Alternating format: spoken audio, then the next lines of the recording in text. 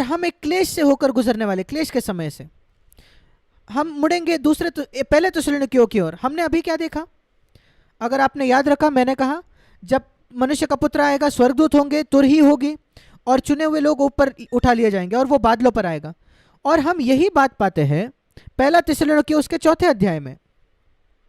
पहला थिस्सलुनीकियों उसके चौथा अध्याय में लिखा है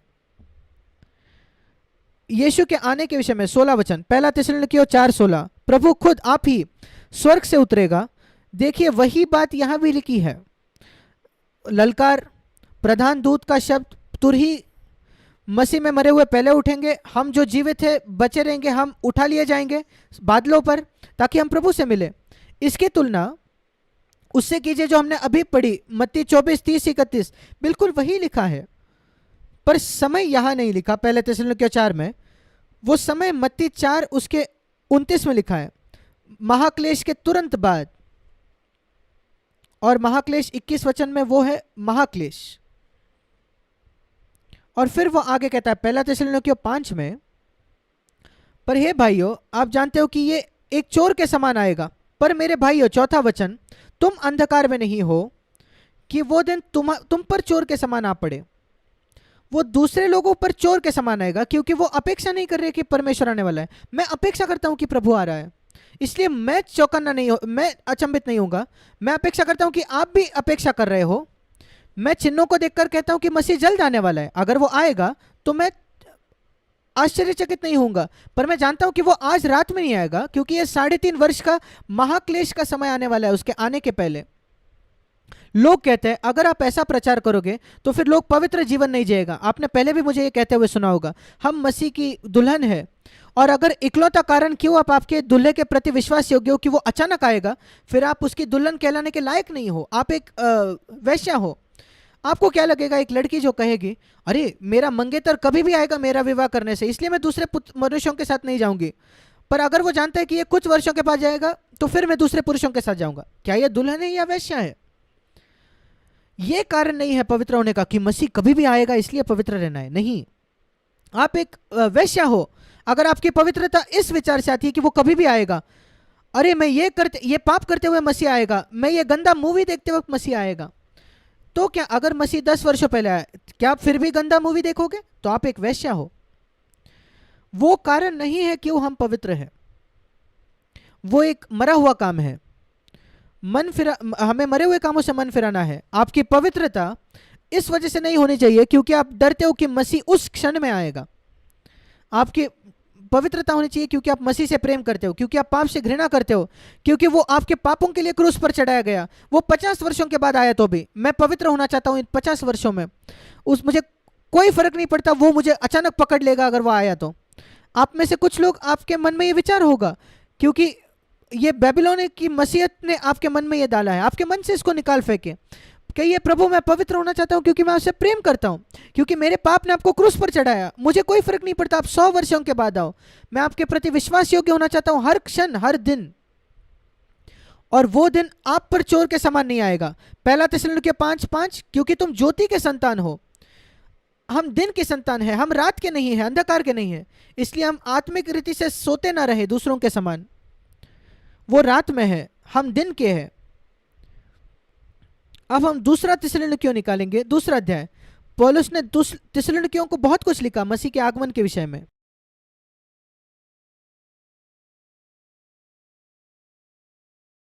दूसरे थिस्सलुनीकियों उसके दूसरे अध्याय में वो कहता है सबसे पहले परमेश्वर न्याय करेगा पीड़ा के साथ, छठा वचन, पहला अध्याय छठा वचन, जो आपको तकलीफ देते हैं, आप क्लेश से जाओगे। पौलुस ने थिस्सलुनीकियों को कहा था, अगर आप निकालो पहला थिस्सलुनीकियों उसका पहला अध्याय, वो कहता है आपने इस वचन को प्राप्त किया जो हमने आपको दिया। पहला थिस्सलुनीकियों उसका पहला अध्याय छठा वचन, तुम बड़े क्लेश में पवित्र आत्मा के आनंद के साथ वचन को मानकर हमारी और प्रभु की सी चाल चलने लगे। उन्होंने पहले ही क्लेश का सामना किया था। ये पहले जो मसीह थे वो क्लेश के आदी थे, और वो इनको कहता है मसीह कब आएगा। दूसरा थिस्सलुनीकियों दूसरा अध्याय,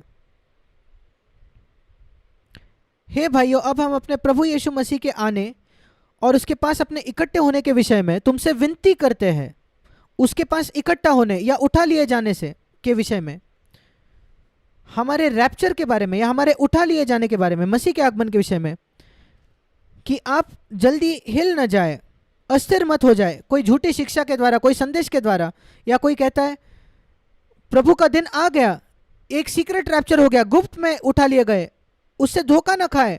ये इतना स्पष्ट है, इससे धोखा न खाए, अस्थिर न हो जाए कि वो दिन आ गया है ये सुनकर, क्योंकि कोई आपको धोखा न दे, वो दिन न आएगा।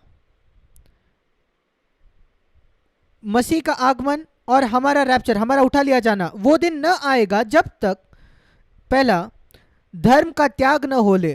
त्याग होना मतलब लोग गिर जाते हैं, मसीह लोग विश्वास से गिर जाते हैं, ऐसे मसीह देश विश्वास से गिर जाते हैं जब वो समझौता करने लगते हैं और वो परमेश्वर का आदर नहीं करते, वो परमेश्वर से दूर गिर जाते हैं। ये हमें हो रहा है, ये बड़ा जो त्याग होना, धर्म का त्याग, जो गिर जाना, विश्वास से, पवित्रता से गिर जाना, एक संपत्ति और स्वास्थ्य का सुसमाचार, ये भी एक गिरना है, ये हो रहा है सब जगह।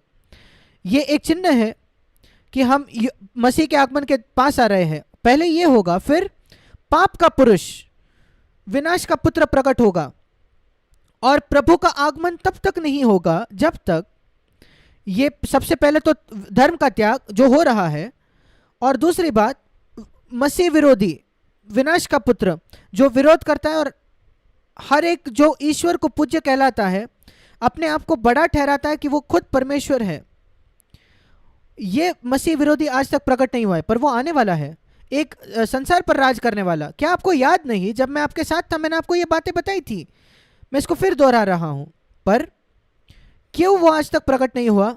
क्योंकि पवित्र आत्मा उसको रोके रखता है, एक ब्लॉक के समान है, एक सीमा, एक रुकावट के समान है। पवित्र आत्मा जाएगा तो वो आ जाएगा, और फिर जो आएगा 9वां वचन, वो सामर्थ के साथ और चिन्ह और अद्भुत काम के साथ, ये संसार का तैयार हो रहा है मसीह के आगमन के लिए झूठे चिन्हों के साथ। इसलिए जब वो झूठे चिन्हों के साथ आएगा, उसका स्वीकार करेंगे लोग, और फिर एक बार धोखा। और कौन लोग धोखा होंगे, ये बहुत जरूरी है देखना, कौन धोखा खाएंगे। आपने मुझे सुना है इसको कई बार कहते हुए, वो 10वां वचन अंतिम भाग, जो सत्य से प्रेम नहीं करते, पहली बात, और जो उद्धार नहीं पाना चाहते पाप से, दूसरी बात। दो तरीकों से आप धोखे से बच सकते हो। पहला, सत्य से प्रेम करो, बाइबल को पढ़ो जो सत्य है, और जब बाइबल आपको कुछ सिखाती है जो हमेशा विश्वास करते थे उसके विरोध में है, आपकी कल्पनाओं को छोड़ दो जो आपको किसी डिनोमिनेशन से प्राप्त हुई है, और जो बाइबल सिखाती है उस पर विश्वास करें, उसको स्वीकार करें। जब बाइबल बताती है मसीह के आगमन का दिन तब तक नहीं होगा जब तक मसीह विरोधी नहीं आता, उस पर विश्वास करें, यद्यपि आपने आज तक उस पर विश्वास नहीं किया। ये परीक्षा है कि आप सत्य से प्रेम करते हो या नहीं, या पहले जो आपने सुना है उसी आइडिया से आप प्रेम करते हो। दूसरा पहलू ये है सत्य से प्रेम करना, जब परमेश्वर आपसे कोई पाप दिखाता है जीवन में, उससे प्रेम करें। प्रभु धन्यवाद मुझे दिखाया, अपने आप को सही मत ठहराओ, नहीं इस वजह से प्रभु मेरे पत्नी ने मुझे वो फल दिया, नहीं, स्वीकार करें, सत्य से प्रेम करें और उस पाप से घृणा करें, अपने आप को सही मत ठहराइए। मैंने देखा है हमारे सीएफसी कलीसियाओं में भी जो भाई है, सीएफसी के कुछ अगुए भी, एल्डर्स भी, यहाँ नहीं कोई और कलीसिया में, जो सत्य से प्रेम करना छोड़ दिए, और मैंने उनको खुले में सतर्क किया है, आप अपने बारे में सत्य को प्रेम नहीं करते, आपके मन में घमंड आया, आप जानते नहीं, ये मेरा काम है आप उनको सुधारना, और मैं ये करता हूँ। मैं उनको बचा तो नहीं सकता, पर मैं उनको सुधार सकता हूँ। मैं एक विश्वास योग्य अगुआ भाई होना चाहता हूँ, कोई भी जो मुझे ऐसा स्वीकार करे। मैं ये नहीं चाहता कि जो ये सुधार नहीं चाहते उनके प्रति नहीं, और पाप से उद्धार पाने की लालसा रखे, पाप से उद्धार पाने की खोज करे, पाप से बचने की ज़्यादा लालसा रखे, बीमारी से भी ज़्यादा और गरीबी से भी ज़्यादा और आर्थिक परिस्थितियों से ज़्यादा पाप से बचने की एक खोज रखें। आप कभी भी धोखा नहीं खाएंगे। पर अगर आप सत्य से प्रेम नहीं करेंगे और पाप से उद्धार नहीं चाहते, 11वां वचन लिखा है, ये इकलौता वचन है बाइबल में जो कहता है परमेश्वर खुद आपको धोखा खाने देगा। शैतान हमें धोखा देता है, हमारे शरीर की लालसाएं आपको धोखा देती है, हमारा शरीर, हमारा मन सारी बातों से बढ़कर धोखा देता है, यिर्मयाह 17 में लिखा है।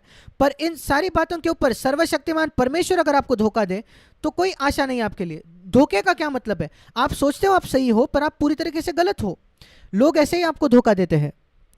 जो लोग 1,000 रुपए की नोट फैलाते हैं, जो दिखती तो वैसे पर वो सच्ची नोट नहीं है, आप धोखा खा गए। वैसे ही शैतान भी मसीहों को धोखा देते हैं। वो सोचते हैं कि उनका उद्धार हुआ है जब उनका उद्धार नहीं हुआ। वो सोचते हैं उनका पवित्र आत्मा से बपतिस्मा हुआ जब उनका नहीं हुआ। ऐसे हजारों लोग हैं आज संसार में, उनमें से पवित्र आत्मा का फल नहीं आ रहा। वो गुस्सा होते हैं, आनंद नहीं है, चिंता है, पर वो कहते हैं मैं मसीह आत्मा से भरा हूं क्योंकि मैं अन्य भाषा बोलता हूं। धोखा धोखा धोखा। अगर आप सत्य से प्रेम करोगे और आप पाप से उद्धार पाना चाहोगे तो आप धोखा नहीं खाओगे।